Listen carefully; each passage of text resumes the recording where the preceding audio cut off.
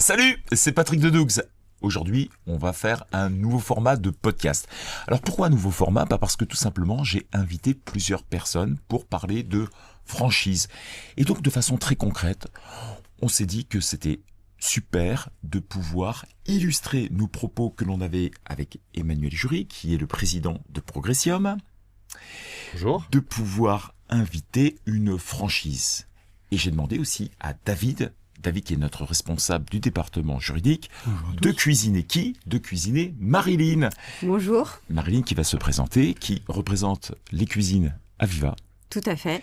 Et donc, aujourd'hui, on va parler tout de suite de franchise. Alors, soyons très clairs, parce que je sais que certains d'entre vous dire « Oh tiens, Patrick, il est en train de faire du placement de produits, etc. » Non, enfin Marilyn, on est bien d'accord ?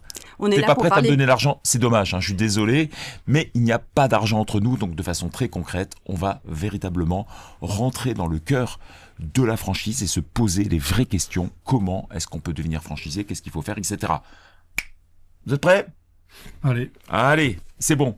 Tiens, allez, on va commencer par toi. Tu peux te présenter en quelques mots ? Alors, je travaille pour Aviva depuis une dizaine d'années. J'accompagne les franchisés à la fois sur le montage du projet et l'accompagnement financier. Ok, très très bien. Donc, tu connais des centaines de franchisés. Tout à fait. J'ai accompagné 60 franchisés chez Aviva pour des créations de magasins. Et j'accompagne maintenant les cédants qui veulent revendre leur fonds de commerce ou leur société. D'accord. Alors, Aviva, c'est qui déjà ? Alors Aviva, c'est une enseigne française dont le siège est à Lyon. Nous avons 118 magasins en France. Notre métier, c'est la distribution de cuisine et d'aménagement sur mesure. Et on s'adresse à toutes les cibles de clientèle puisqu'on propose une gamme très large d'aménagements allant de 2 000 à 20 000 euros, toujours en sur-mesure. Et on travaille uniquement en franchise. Alors, Marilyn, une question toute bête là, comme ça. Pourquoi la franchise ? Pourquoi, après tout, Aviva n'aurait pas pu se développer en n'ayant que des succursales, c'est-à-dire des magasins en propre ? Pourquoi s'être enquiquiné à avoir des indépendants qui posent des questions, qui sont embêtants, etc.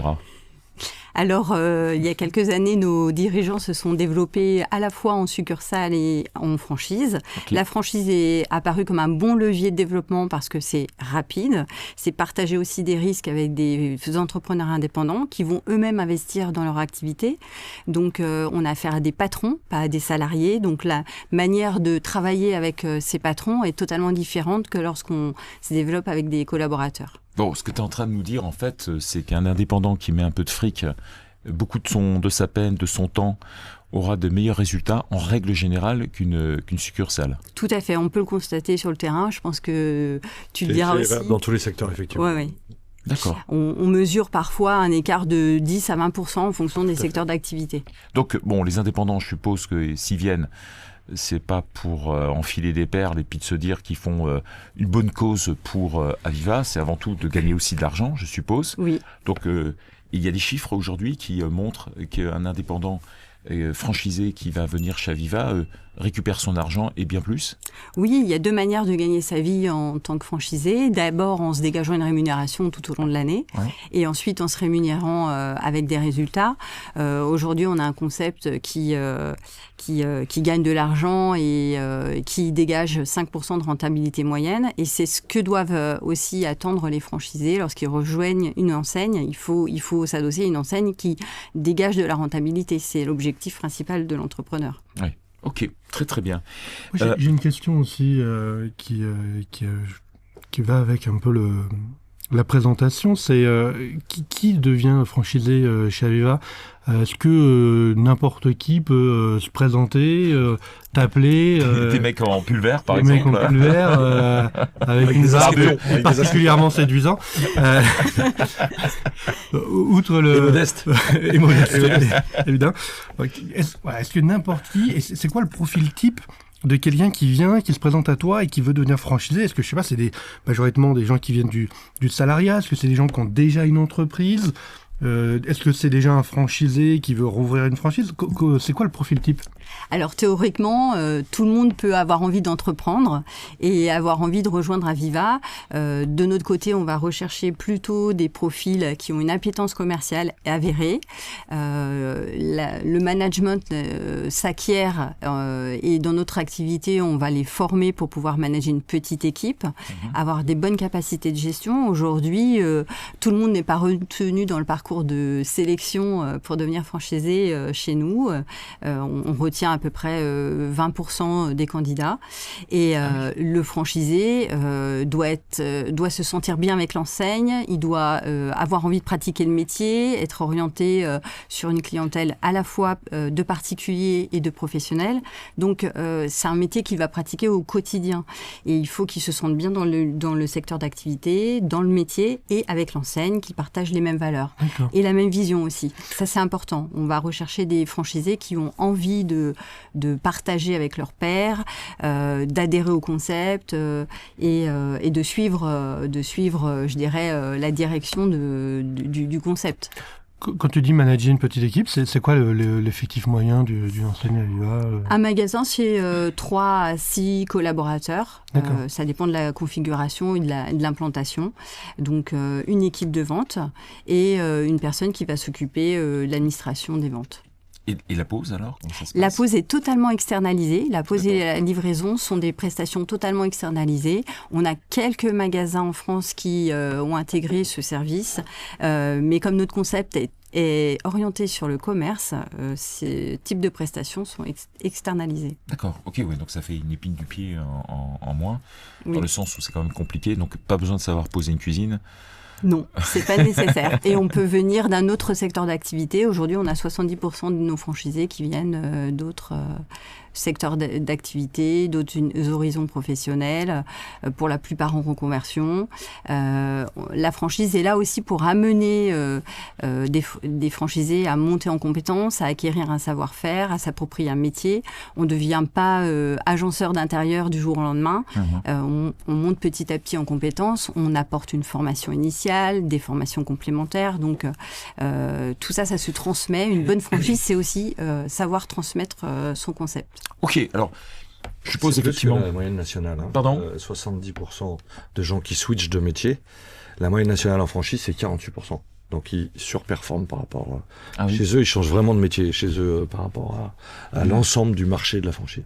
Tout à fait, oui. Parce que c'est vrai que ça tombe pas sous le sens de dire, tiens, je change de métier, puis je vais m'occuper effectivement d'agencement intérieur, de cuisine. Donc, il y a un parcours initiatique. Oui. Être manager, s'occuper de personnes, enfin c'est quand même des sacrées qualités qui sont recherchées chez les personnes. Donc j'entends bien effectivement qu'il y a une formation, mais encore faut-il effectivement que la personne décide de franchir le cap. Oui, tout à fait. Il faut vraiment s'imaginer que le métier, en tout cas chez Aviva, le métier de la vente chez Aviva, le franchisé va être acteur dans son magasin, à la vente. Il va aussi être acteur à l'extérieur. On ne peut plus se contenter d'être commerçant et d'attendre que le client rentre. Il faut aller le chercher aussi par de la prescription, entretenir des relations avec des architectes, des décorateurs, des promoteurs. N'importe quel commerçant aujourd'hui a besoin, entre guillemets, de faire des événements, des buzz, faire parler de lui localement, prendre la place sur son marché local. Ça, c'est important. Et la franchise les guide pour mettre en place ces démarches. Super. Bon, alors, il suffit pas simplement non plus de vouloir avoir envie. Tout à fait. Il faut aussi avoir des moyens financiers, je suppose, puisqu'il y a un coût d'entrée. Tu parlais de formation des personnes. Je suppose qu'il faut un local, bien évidemment. Enfin, tout ça a un coût. Quel est le profil type du franchisé aujourd'hui? Est-ce qu'il y a un minimum incompressible? Est-ce qu'il y a un maximum? Je ne sais pas comment ça se passe en règle générale tout cela. Alors, un projet chez nous, c'est en moyenne 358 000 euros, clé en main. Donc, quand je parle de coût global, j'intègre aussi le besoin de trésorerie pour démarrer et mettre la clé dans la porte. Alors, on précise bien que dedans, ce n'est pas le coût des murs, puisque les murs pourraient être achetés par ailleurs, tout à fait, mais ne sont pas inclus dans les 358 000 euros. Oui, donc, de façon très concrète, on trouve un local en location, on fait un bail, par exemple, un bail commercial 369, et derrière, boum, on se lance, on fait de l'agencement, il y a la formation, et tu dis que tout ça, globalement, ça coûte 358 000 €. Tout à fait. On va faire appel à David, par exemple, sur le montage juridique, l'analyse du bail. Sur la partie investissement, on va intégrer tous les investissements corporels, incorporels, inhérents au projet, les coûts de formation, le besoin de trésorerie. Ça va lui permettre de démarrer sereinement et d'engager son activité sur les premiers mois. Donc concrètement, si la personne a un projet qui coûte 350 000 €, il va y avoir besoin de financement. Le banquier, il demande quoi comme apport minimum de la part du franchisé ? Idéalement, il faut se rapprocher des 25 à 30% d'apport. D'accord. On va chercher un financement classique, un prêt bancaire classique sur la durée du contrat. Oui. On peut compléter aussi l'apport personnel avec des prêts d'honneur. Donc on les accompagne sur ces dispositifs. Et on a d'autres solutions de financement également. Pour les experts du métier, chez Aviva, nous avons développé une solution d'accompagnement au financement vraiment dédiée aux experts du métier qui n'ont pas assez d'apport. Pour les candidats en reconversion, il faudra disposer de 50 à 70 000 € d'apport personnel hors emprunt. Ok, bon, au moins c'est dit. Si vous avez 0, c'est pas possible, hein. Faisons clair. Même avec la meilleure intention du monde, ça ne fonctionnera pas.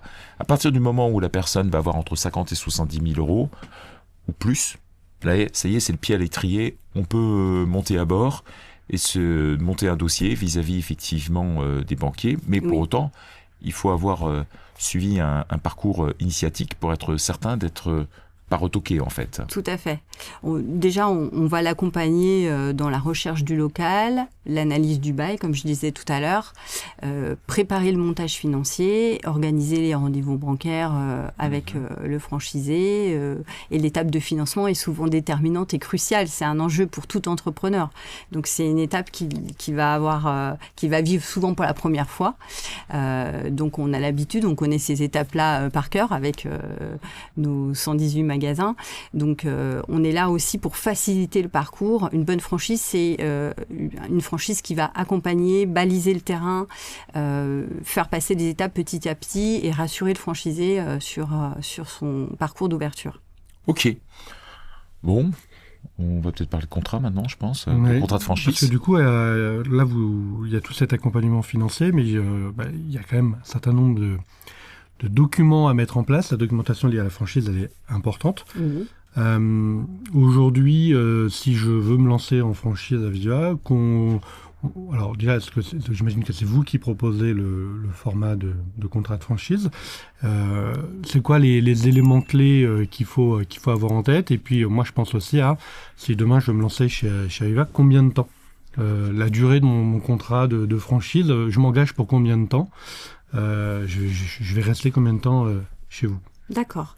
Alors sur les éléments du contrat, je dirais que ce qu'il faut avoir en tête, c'est qu'il y a toujours une exclusivité territoriale. Ça, c'est important. C'est aussi pour assurer le franchisé. Oui, complètement. Ça signifie que sur son secteur géographique, il n'y aura pas d'autres magasins Aviva qui viendra s'implanter. Oui, on fait pas comme une célèbre marque d'hamburger à mettre 3 au même endroit, quoi. C'est ça? Salut. Non mais bon, ça fait. Voilà, ça lui permettra de se développer. C'est quand même assez sécurisant quand même de se dire qu'on va pas se retrouver avec son voisin juste à côté qui a la même enseigne. Et dans le deuxième paramètre du contrat, je dirais que la durée est importante aussi à prendre en considération. Notre contrat, il est sur 7 ans.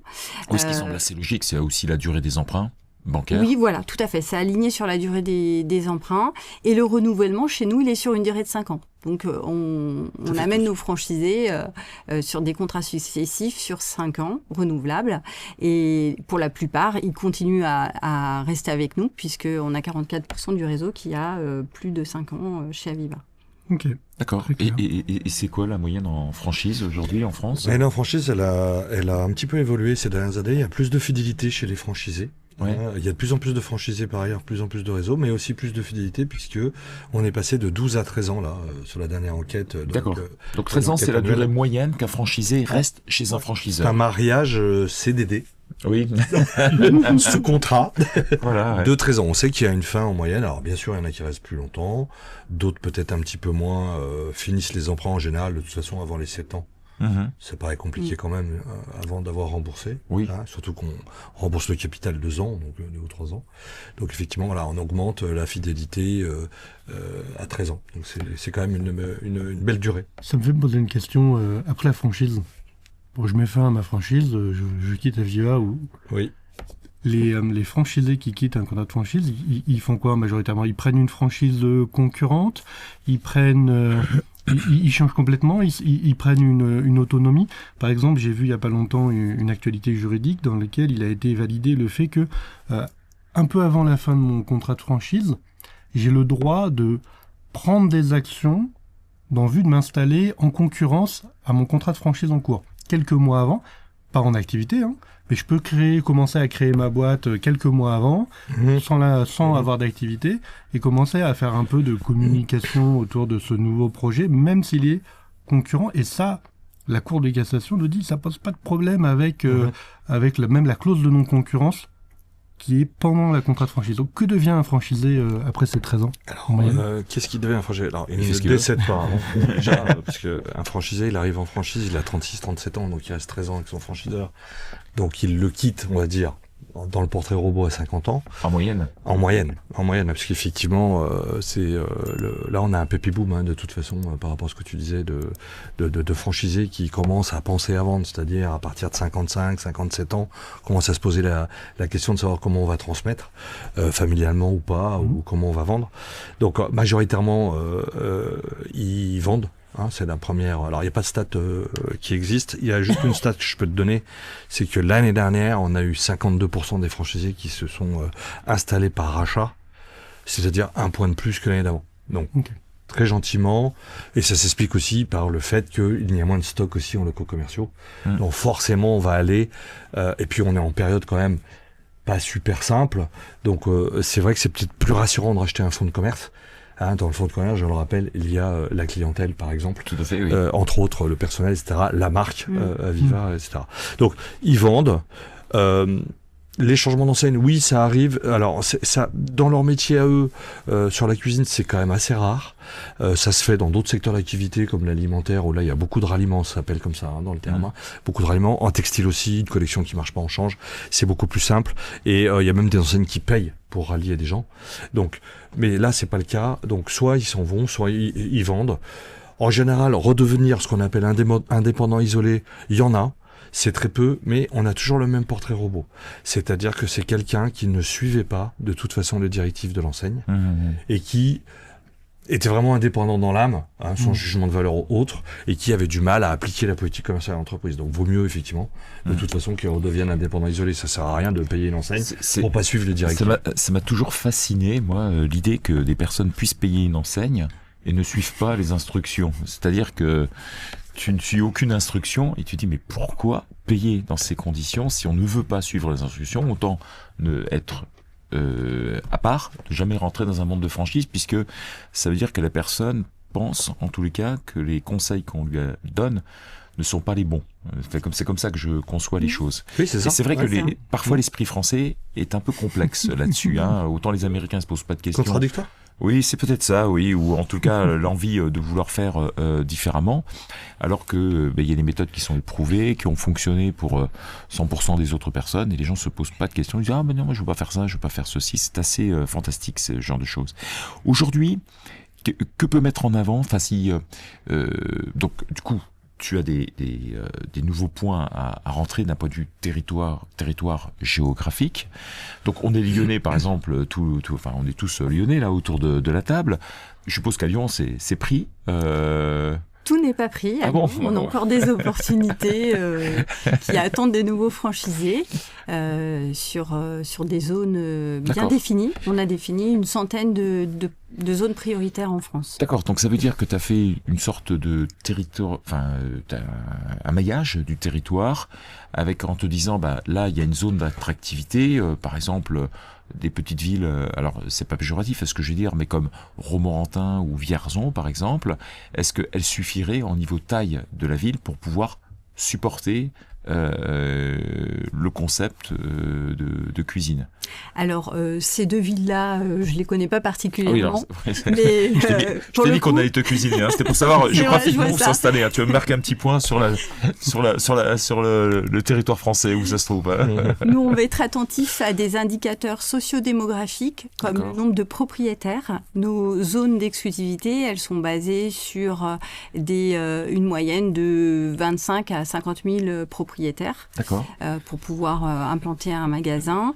On va être attentif aussi au nombre de foyers, aux revenus moyens. Donc, nos zones ciblées, elles sont vraiment pensées pour permettre à un franchisé de pouvoir se développer.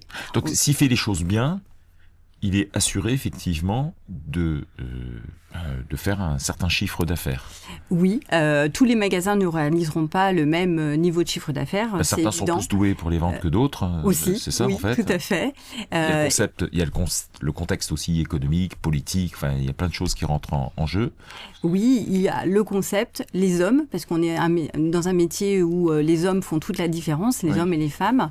Et le nombre de vendeurs dans un magasin aussi, c'est important. C'est un paramètre important pour réaliser du chiffre d'affaires. Ce n'est pas lié au nombre de mètres carrés dans notre métier. Oui, tout à fait. Et puis, effectivement, le potentiel du secteur géographique. On va regarder, analyser ce qui se passe au niveau aussi de nos confrères. On va réaliser un état du marché local pour identifier le potentiel. Mais tu as aussi, tu disais tout à l'heure, des gens qui veulent aussi vendre leur franchise parce qu'ils partent à la retraite, par exemple. Oui. Du coup, tu es prioritaire, quelque part, sur le choix des nouveaux qui arriveront. Enfin, eux-mêmes peuvent, mais il faut quand même qu'il y ait... c'est pas parce qu'ils rachètent que ça suffit. Il faut aussi qu'ils plaisent à l'enseigne pour pouvoir acheter. Oui, tout à fait. On est vraiment dans une relation tripartite avec le franchisé qui est en activité. Donc, s'il veut céder et le céder à un nouveau porteur de projet, l'enseigne a toujours un agrément. Comme dans le cas d'une création, nous, on doit valider notre profil de franchisé et s'assurer qu'il est fait pour rejoindre l'enseigne, qu'il présente les compétences, les appétences que l'on recherche aussi chez nos partenaires, qu'il va bien s'intégrer dans le réseau. Donc, cette démarche, on l'a co-construit avec le cédant. On fait en sorte que le projet de cession soit équitable aussi. Un franchisé établit sa valorisation. Et on est là aussi pour parfois remettre les choses au bon équilibre. Ils n'ont pas tous les 7e merveilles du monde. Il faut parfois leur redonner un petit peu le sens des réalités pour ramener les prix de cession à la valeur du marché. C'est l'envie de vendre ou pas vendre. Voilà, c'est ça, tout à fait, c'est ça. Et en face, le franchisé qui reprend le fonds de commerce, ça va être notre partenaire aussi pendant 7 ans. Donc, on veut construire avec eux une relation qui soit durable. Et ils peuvent rester cousins, puisqu'on a des franchisés multisites qui revendent une partie de leur activité. Donc, ils vont rester cousins sur la même zone, je dirais pas sur la même zone géographique, mais sur la même région. D'accord. Donc, on est très attentif à la manière dont sont réalisées les sessions et comment elles avancent dans le temps. Donc, on va les accompagner sur les départs à la retraite. On a aussi le droit de se tromper en franchise. Tu en parlais tout à l'heure. On a le droit de se dire que le métier n'était pas fait pour nous, que finalement, au bout de 2 ans, on veut retourner dans son ancien métier. Donc, ça arrive.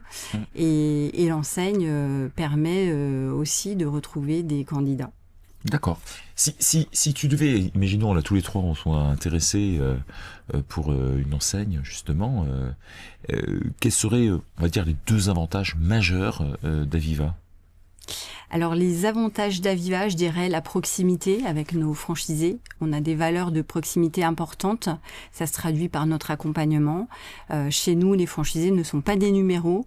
On les connaît. Oui, alors ça, j'entends tout le temps, les numéros. Ok, mais tu peux me citer un exemple concret? Parce que ça, je peux l'entendre de tous les côtés, on n'est pas des numéros. Mais bon, Ça se traduit comment là? Eh bien hier, par exemple, on a un de nos franchisés qui était papa pour la 2e fois. Il est dans le nord de la France et on a pensé à lui envoyer un petit cadeau pour la naissance de son 2e enfant. Donc c'est cool, ça. C'est des petits gestes de cette manière-là qui montrent qu'on est attentif aussi, on les suit.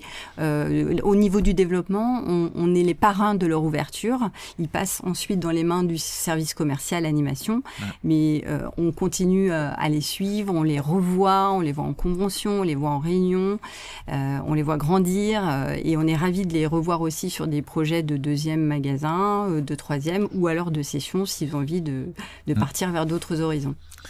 Bon, ça, c'est le premier avantage. Et le deuxième? Et le deuxième, gagner de l'argent, en fait. C'est important, donc, ça, c'est important. On se lève pour ça le matin aussi. Donc, le franchisé voudra avoir un retour sur investissement et gagner sa vie tout au long de l'année, capitaliser. Et ça, c'est l'objectif que l'on construit ensemble. Ok. De toute façon, il y a des DIP là, pour montrer ce genre de choses. Un document d'information précontractuelle. Oui, alors obligatoire. Voilà. Donc là, on est vraiment sur un contrat de franchise. Techniquement, ça veut dire que il y a beaucoup de devoirs. Le franchiseur a beaucoup de devoirs en fait. Mais le franchisé va en avoir aussi, puisqu'il va falloir respecter une politique commerciale qui est éprouvée. Tu l'as dit tout à l'heure. Oui. Et oui, c'est très encadré. C'est la loi Doubin. Ça s'appelle comme ça, où effectivement l'obligation de l'enseigne de donner 21 jours avant toute contractualisation tous les éléments nécessaires. Pour tu as par exemple le CV du président, tu as les comptes des succursales, tu as les dépôts de marque évidemment, parce que tu peux pas vendre entre guillemets ou louer une marque qui n'est pas déposée, qui n'est pas à toi, donc c'est un peu compliqué. Tu pourras penser de faire une ancienne McDonald's. Dougs, j'ai déposé Dougs ce matin d'ailleurs. Dougs.Lyon. Dougs.Lyon. Voilà. Donc il y a un ensemble d'éléments, sans rentrer trop dans le technique, mais qui sont obligatoires et qui permettent d'avoir les bons éléments, en tout cas pour les futurs impétrants, pour bien réfléchir. Voilà, c'est ça l'objectif. En fait. Le franchisé, il a une vision de ce que ça va donner d'un point de vue chiffre, que c'est réel.